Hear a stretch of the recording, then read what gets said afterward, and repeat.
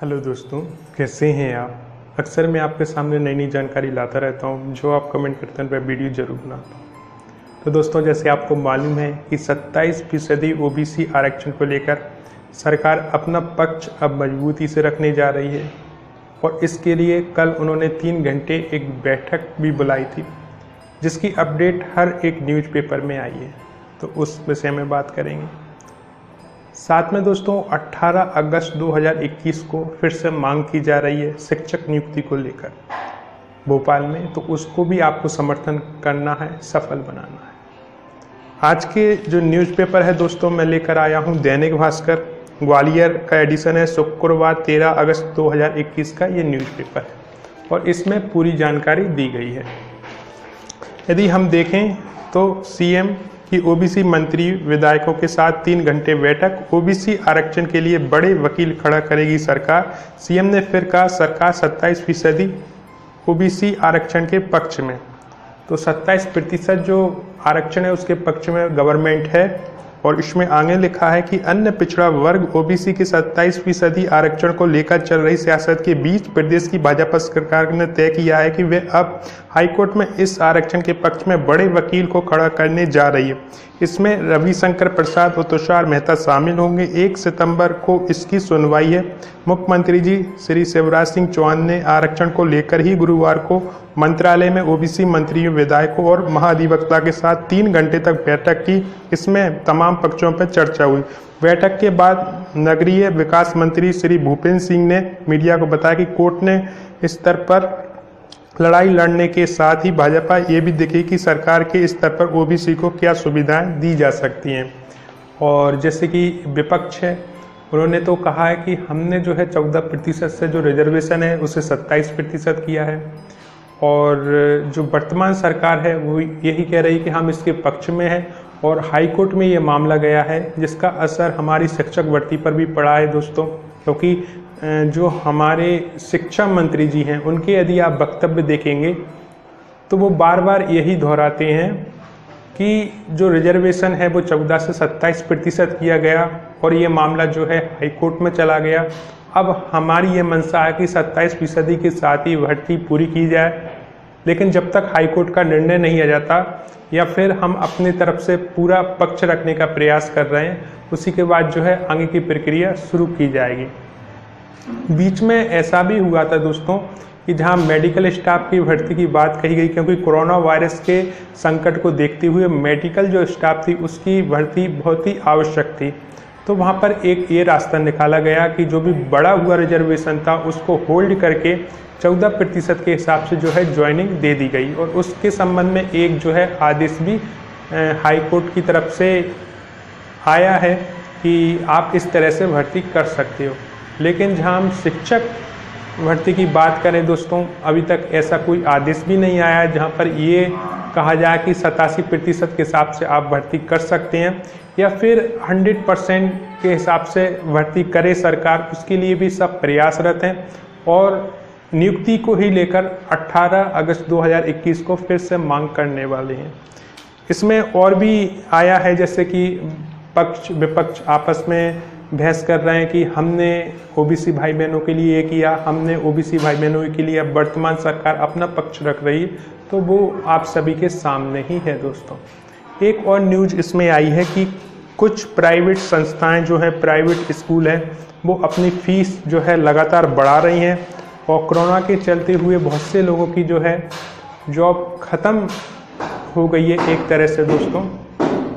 तो वहाँ पर उन्होंने अपना जो है गवर्नमेंट और प्रशासन से एक मांग की है कि आप भी इसको संज्ञान में लें और प्राइवेट सेक्टर जो कि प्राइवेट स्कूल हैं उनमें जो फीस बढ़ाई जा रही है उन पर लगाम लगाएं।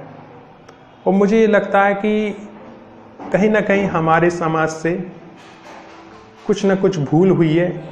इसका ही परिणाम है कि आपको अपने बच्चों को प्राइवेट में एजुकेटेड करवाना पड़ रहा है, एजुकेशन दिलानी पड़ रही है, क्योंकि आपने सरकारी स्कूलों की तरफ ध्यान ही नहीं दिया। प्रशासन तो अपनी जगह जो है वो करती है, लेकिन जब तक आम लोग मांग नहीं करेंगे कि हमारे जो गवर्नमेंट स्कूल हैं उसमें अच्छे टीचर्स की भर्ती हो। अच्छे टीचर से क्या मतलब है कि इतना कठिन कंपटीशन, जैसे वर्ग 1 वर्ग 2 में हुआ है, वर्ग 3 का होने वाला है, उसमें जो क्वालिफाइड टीचर्स हैं उनकी ज्वाइनिंग, जब आमजन ये मांग न करके ये मांग करता है कि प्राइवेट स्कूलों की फीस जो है कम करा दी जाए, इस तरफ संज्ञान में लिया जाए, तो फीस जो बढ़ रही है ना वो मेरे हिसाब से तो ठीक है, क्योंकि प्राइवेट सेक्टर जो है वो बिजनेस के पर्पज़ से बनाए जाते हैं, और जब फीस ही नहीं बढ़ाएंगे तो उनका बिजनेस कैसे होगा। हाँ, गवर्नमेंट सेक्टर एजुकेशन के हिसाब से बनाए जाते हैं, वहाँ पर एजुकेशन दिलाने के लिए आपको मध्याह्न भोजन भी दिया जाता है, आपको बहुत सारी सुविधाएं भी दी जाती हैं, आपकी एजुकेशन बहुत हद तक फ्री होती है, या कभी कभी फीस भी लगती है, तो बहुत मिनिमम फीस लगती है जो कि ना के बराबर होती है, और वहाँ पर जो टीचर्स होते हैं वो क्वालिफाइड आते हैं। वहाँ आप फोकस ना कर कर प्राइवेट सेक्टर में यदि फोकस कर रहे हैं तो जो स्थिति आपके सामने है वो होनी। एक और न्यूज आई थी इसी न्यूज़पेपर में, शायद कल की न्यूज़पेपर में आई थी, कि केरल के एक IAS अफसर थे, कलेक्टर थे वहाँ के, और उन्होंने अपने बच्चों को जो है सरकारी स्कूल में दाखिला दिलाया, ना कि प्राइवेट में। क्यों दिलाया सरकारी स्कूल में दाखिला?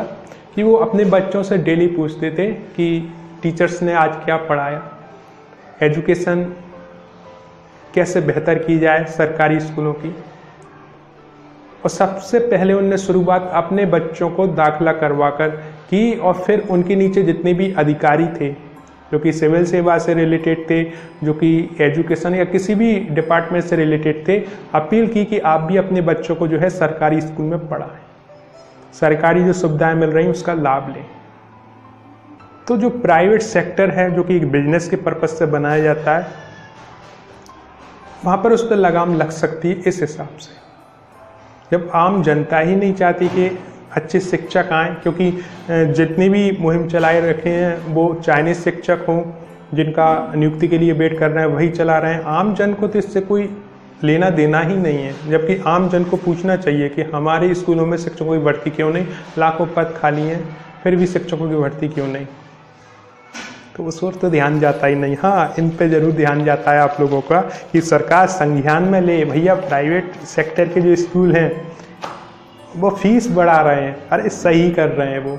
मैं तो ये कहता हूँ कि बढ़ने दो फीस, प्राइवेट सेक्टर में इतनी फीस हो तभी आपको थोड़ा बहुत तो इस ओर ध्यान जाएगा कि जहाँ पर एजुकेशन मिल रही है, वेल क्वालिफाइड टीचर जो है लाइन में लगे हुए हैं कि कब हमारी नियुक्ति हो जाए, वहाँ तो आपका ध्यान जाएगा। फिर तो आप मांग करोगे गवर्नमेंट से, हर चीज़ के लिए मांग करते हो कि भैया ऐसा हुआ। जब अच्छे डॉक्टर्स चाहिए आपको, अच्छे इंजीनियर चाहिए, अच्छे नेता चाहिए, तो तभी पॉसिबल हो सकता है जब अच्छे स्कूल्स होंगे। प्राइवेट सेक्टर बहुत बढ़िया एजुकेशन है, और जिस हिसाब से वो कर रहे हैं ना, लूट रहे हैं ना, उसमें कहीं ना कहीं आपकी गलती है। करो समर्थन सरकारी स्कूलों में, जो हमारे चाइनीज शिक्षक बैठे हुए हैं घर में, करो उनका समर्थन, बनाओ जन आंदोलन, कहो गवर्नमेंट से कि अगर 1 लाख पद खाली हैं तो भरो, कंपटीशन तगड़ा करो। सिविल सेवा लेवल का कंपटीशन था वर्ग 1 का, उससे भी ऊपर लो, उसमें से भी लोग निकल के आएंगे, और जब वो निकल के सरकारी स्कूलों में जाएंगे, आपके बच्चों को फ्री एजुकेशन देंगे, तो आपका बच्चा भी फिर कुछ ना कुछ बनेगा। पुराने टाइम में तो सरकारी स्कूल होते थे ना, उससे जो बच्चे निकलते थे ना, कुछ न कुछ बनते थे, वो समाज को एक दिशा दिलाते थे। अब बीच में तो ये हो गया है कि एक कहें कि मोबाइल जनरेशन पैदा हो गई है, जो मोबाइल पर ही मैसेज और ये सब में बिजी रहती है, और कहते हैं ना कि क्या कहें। खैर दोस्तों, ये थोड़ी सी अपडेट थी, मन में तो बहुत सारी बातें होती है, कहने को बैठेंगे तो बहुत लंबा वीडियो हो जाएगा। आपने इस वीडियो को देखने के लिए इतना समय निकाला, उसके लिए धन्यवाद।